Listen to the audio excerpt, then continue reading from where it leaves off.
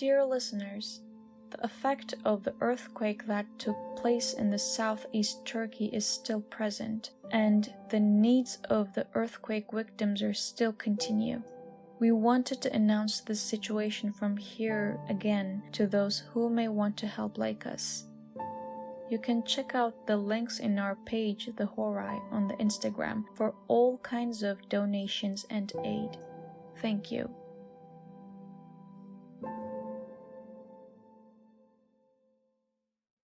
Welcome to the Horai podcast, where we explore the intertwined stories of music and history. We are your hosts, a historian and a musician. We hope you enjoy this journey through time.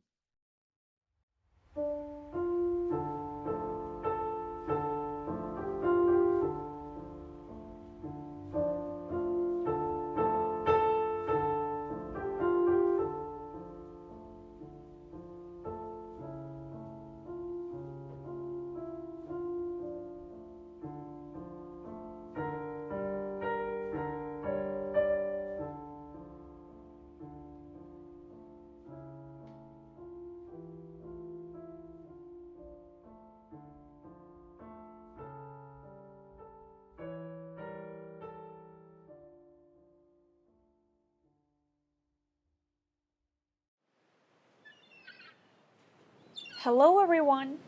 Welcome back to the Aegean shores.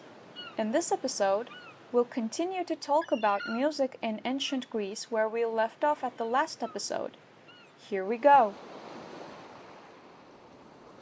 Let's briefly talk about Homer.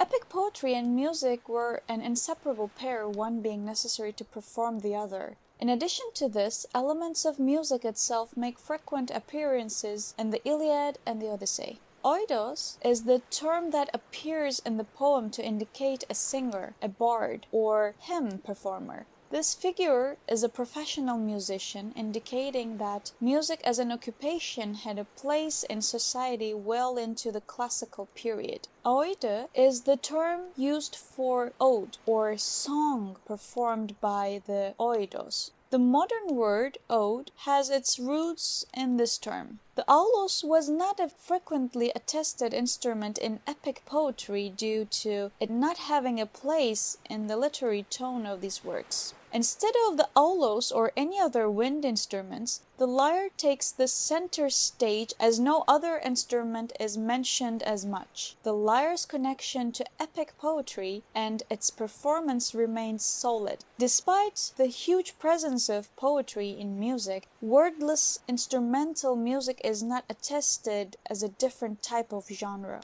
and is instead probably seen as connected to music with lyrics. Now, we're gonna briefly talk about Greek musical thought.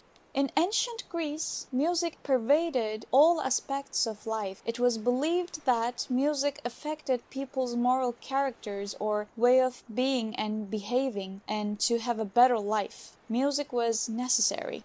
Pythagoras, one of the earliest known pre-Socratic philosophers, observed that music depended on patterns and textures. These patterns, in his view, could be seen and understood through numbers, through which he championed the idea that musical sounds and rhythms had a deep connection to numbers, making a microcosm by themselves. In his view, music was inseparable from numbers, which were the keys to the universe. His ordering of rhythm by number led to his discovery of intervals as ratios: octave 2-1, fifth 3-2, fourth 4-3. His spiritual relationship with numbers led to a way to link abstract entities, which he saw as divine, music and mathematics. Claudius Ptolemy, a figure who lived centuries later during the Roman period, was a leading astronomer of antiquity and a writer on music. Similar to what Pythagoras discovered centuries before, he observed that music was connected to astronomy, harmonia, and mathematical laws and ratios. In this view, movements of planets correspond to notes, intervals, and scales of music. And further, Greek musical thought, music and poetry were one and the same. As mentioned earlier, they were deeply interconnected within this culture. Their union created harmony, or melos, which is song, a perfect mixture of speech, rhythm, and the aforementioned harmony.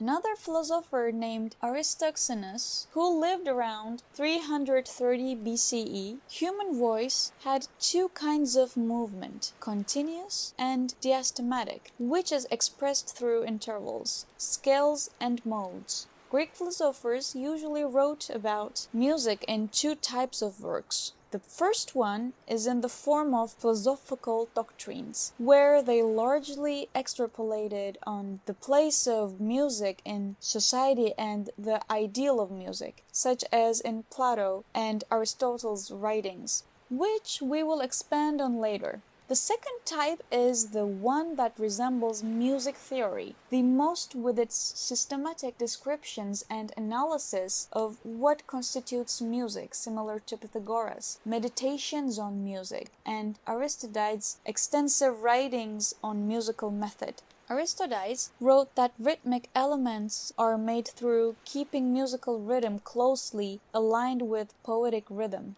He also observed that in order to improve on harmonic elements, the performer had to use continuous movements and diastematic, in other words, intervallic movement. This takes into consideration how melodies consist of notes, interval, scale. Aforementioned concepts of definitions establish basis for all later music theory.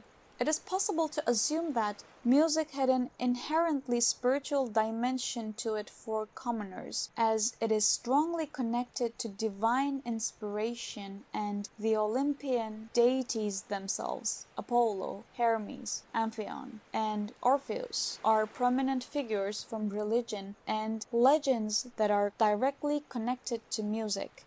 Music as a word is etymologically connected to the muses as well. Let's talk about music in practice. Music as a performance art was called melos, which is where we get the word melody in the modern day. The construction of a melody had practical and philosophical aspects to it, and the right blend would be sought after. Unfortunately for us in the present day, we may never know what a perfect example of melos would have sounded like, but we can have some idea. Surviving music is monophonic, meaning that it consists of a single melodic line, with accompaniment with lyre or kithara, suggesting possible heterophony or polyphony, sounds of many and different instruments on a single melody. Perfect melos was conceived as a whole, with the right melody, the right lyrics, and the right dance to complete the music. As we mentioned earlier, music and poetry were nearly synonymous, exemplifying the blend of lyrics, rhythm, and harmonia. Harmonia, from which we get our modern word harmony, was a term to indicate the unification of parts as orderly whole within a musical context. The concept of musical harmony had a special methodology behind it in ancient times as it does now. It operated on principles of mathematical ratios of notation rhythm, philosophical ideas on the origins and effect of music, and how it has a primordial connection to the every order of the universe. Most terms related to poetry had an implication or undertone of music to it. Not many examples of non-musical ways of describing poetry are known. Lyric, as the name suggests, refers to poetry sung to the lyre. Tragedy incorporates noun meaning the art of singing. Hymn is another Greek word for poetry where it is performed in musical terms.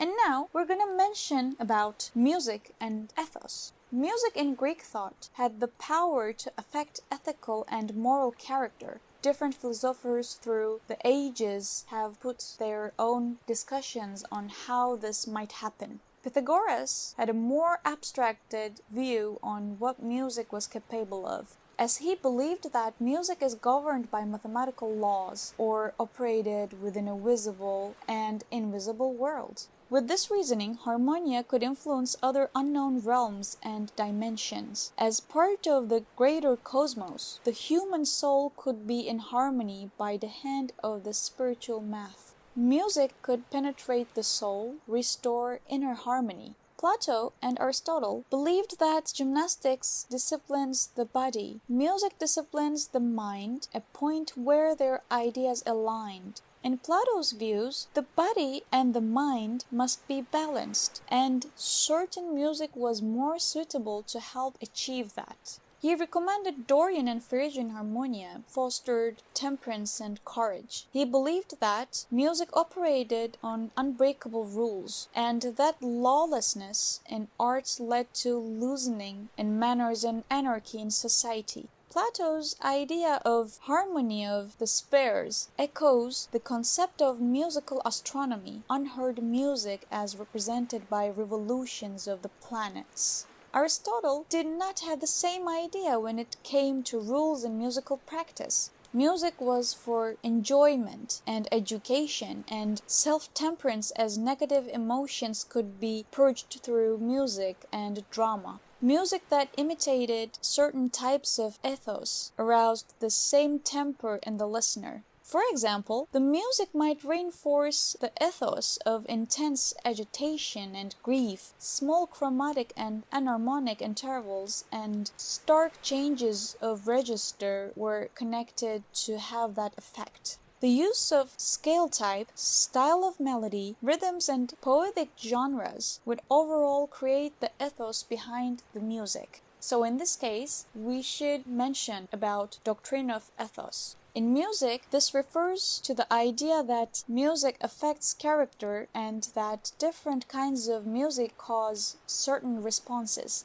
Calm spirit, excitement, and enthusiasm was associated with Apollo. Drama and dithyramb was associated with Dionysos. And now, here we are to mention about theater in the classical age. Theater is one of the longest-lasting legacies of Greek civilization, and music was closely connected to this mode of arts. Tragedy. Traditionally, the invention of tragedy is attributed to a man named Thepsis of Icaria. None of his works survive, but it is believed that he was the one to add narration to the play and modify the exchanges between the leader and the chorus by introducing an actor separate from the chorus. In this way, he seemingly invented dialogue between characters. Aeschylus, who lived between 525 to 456 BC, Sophocles, who lived between 495 to 406 BC,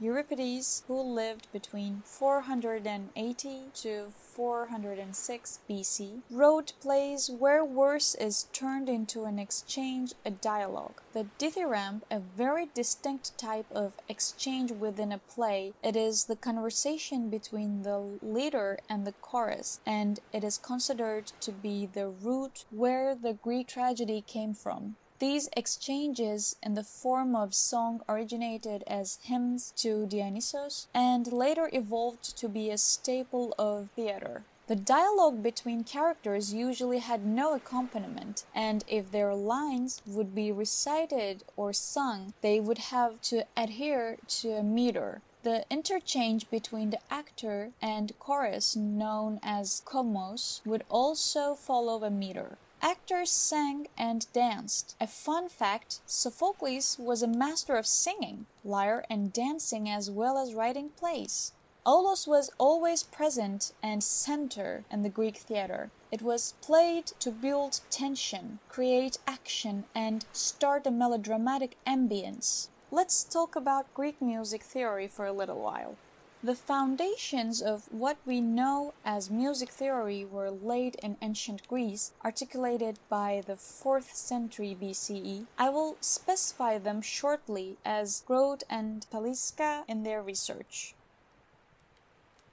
The foundations of what we know as music theory were laid in ancient Greece, articulated by the 4th century BCE. The Greeks had three interrelated concepts: scales or systems, tonos or tonoi, and harmonia or harmoniae. The scales were organized into three genera: diatonic, chromatic, and enharmonic, and three were 7-octave species, each with its name derived from ethnic names or regions. The tonoi represented the transposition of the entire system by semitone over the range of an octave between the Hypodorian and the Hypermixolydian, and three were the 13 tonoi. However, Ptolemy in his harmonics construed the tonoi differently, presenting all 7-octave species within a fixed octave through chromatic inflection of the scale degrees. Pythagoras also construed the intervals arithmetically. The Greek modes did not have hierarchical relationships amongst the notes that could establish contrasting point of tension and rest, although the misi, the middle note, may have had some sort of gravitational function. These definitions sound overwhelming right now, but now we're going to elaborate them one by one for you. The foundations of what we know as music theory were laid in ancient Greece, articulated by the 4th century BCE. In their research, Grote and Palaska have covered the basics of ancient Greek music theory and how it shows itself in modern music theory. Theirs is the research we will be sharing with you in this episode. In Western music, the tetrachord is defined as an ascending series of 4 notes. An example to this is the C-D-E-F, or in other words, Do, Re, Mi, Fa, so on and so forth. 2 tetrachords without a common tone combine to form a major scale. Thus, the tetrachords of notes C-D-E-F, or in other words, Do, Re, Mi, Fa, and G-A-B-C, aka Sol, La, Si, Do, form the scale built of the C note, aka Do note.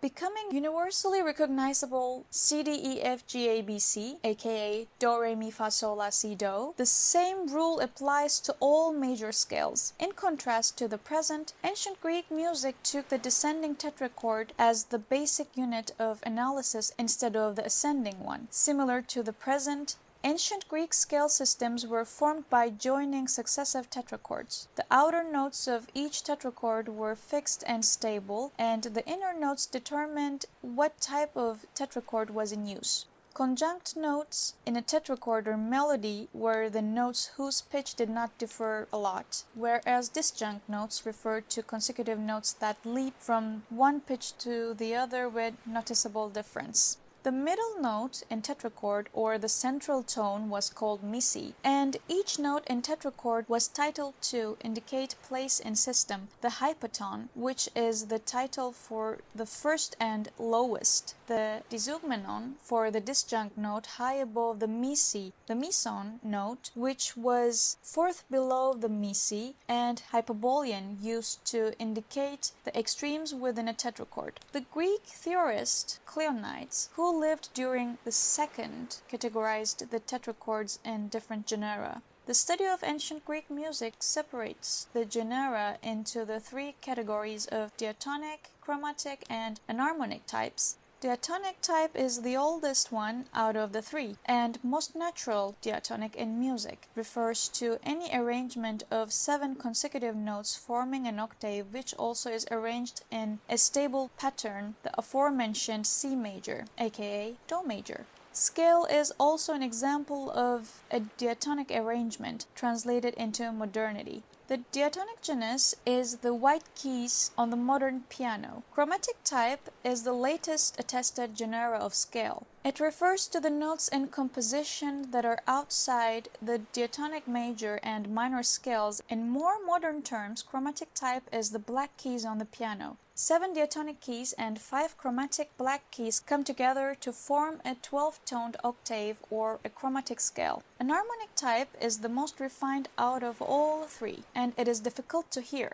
In a nutshell, the term enharmonic refers to the phenomena in which 2 notes that sound the same are notated differently as different notes. In modern music, notes are notated through 7 letters, A, B, C, D, E, F, G, and using different letters to represent equivalent notes is how enharmonic notes are put to paper. This concept was noticed in ancient times as well. Tonos, the singular Greek word for tone, and tonoi, the plural of the word, were used to refer to notes, musical interval, the geographical origin and pitch of a sound. Ancient writers such as Aristoxenus, Cleonides, and Aristides Quintilianus were the first sources to have used the term tonos in reference to which culture and region a sound may have originated from, thus making foreign types of music a distinctive base for analysis. The mood, the character, and the pitch of a sound came to be referred to by the ethnogeographic terms of Dorian, Phrygian, Lydian, etc. The Phrygian scale we know of today as an example.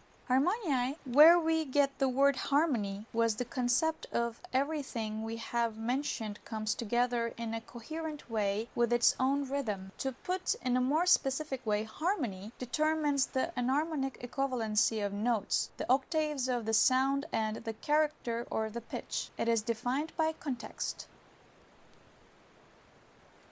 Now we're going to listen to Euripides' Orestes' Stasimon chorus, and right after we will briefly analyze this piece.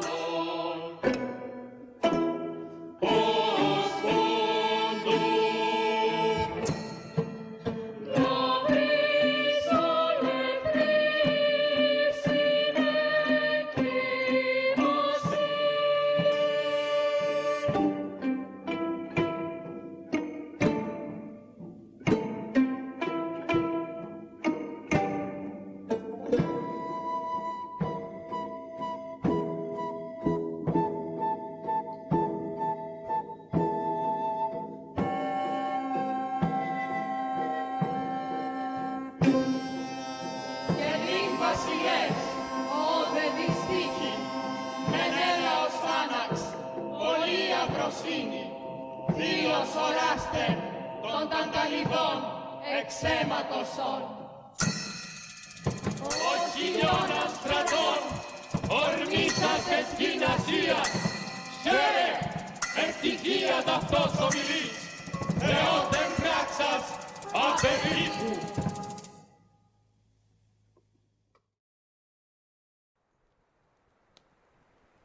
And now we're going to talk about Euripides' Orestes' Stasimon chorus, and we're going to start with its lyrics. You wild goddesses who dart across the skies seeking vengeance for murder, we implore you to free Agamemnon's son from his aging fury.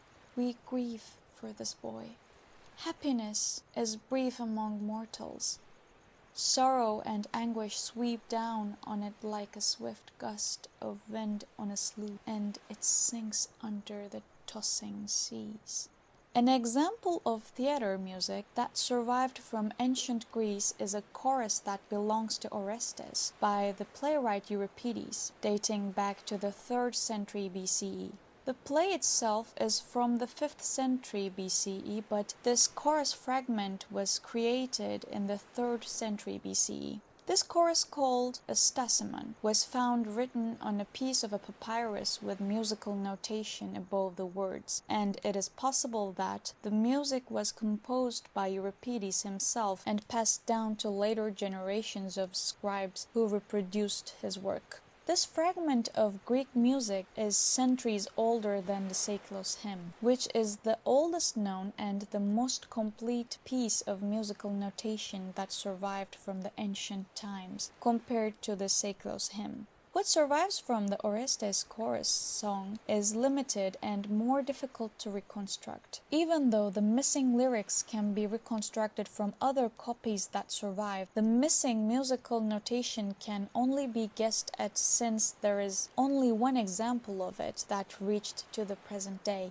Reconstructed versions of this chorus music are usually either distant or approximate guesses at what the music might have been, based on the assumption that the missing notes will be parallel notes to the known notes. The chorus in a tragedy plays the role of providing commentary to the drama that unfolds. As specimen, the term we mentioned earlier is an ode the chorus sings about the events of the play while standing still in a semicircular organization.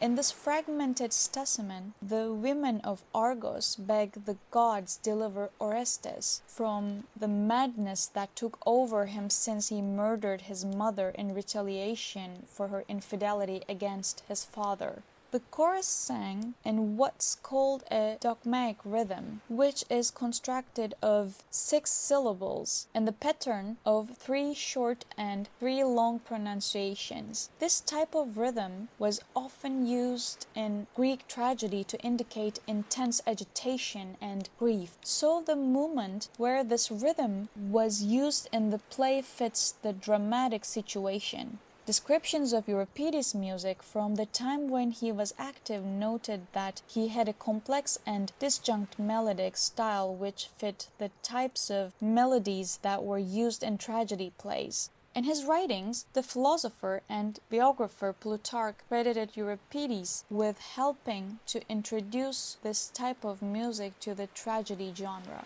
The complex rhythms that Euripides preferred to use for his plays were the most suitable to convey the anguish of the chorus during key moments of a tragedy. According to research of Burkholder and Palaska, the transcription shown here and one of the 2 performances on the recordings render the small intervals as chromatic. The other performance renders them as enharmonic. The notes shown here as B flat are lowered a quarter tone and B is lowered to B flat, producing quite a different effect. The chromatic performance is sung by a unison male chorus. In the enharmonic performance, a female singer, a soloist standing in for the chorus, is accompanied by an aulos, which we mentioned earlier, the double reed instrument of the Greeks, playing in unison with the voice but also holding drones against it.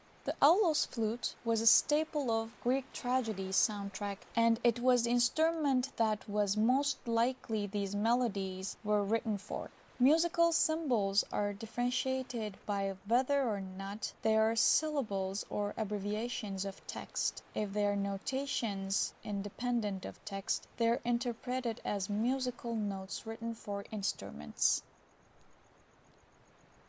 And just like that, we have come to the end of our trip to ancient Greece. We hope you enjoyed this brief visit to ancient Greece as much as we have. These journeys that we have just started with you make us very excited. We hope our feelings are mutual. Wherever you are, we hope you're having a good day. We will see you next time.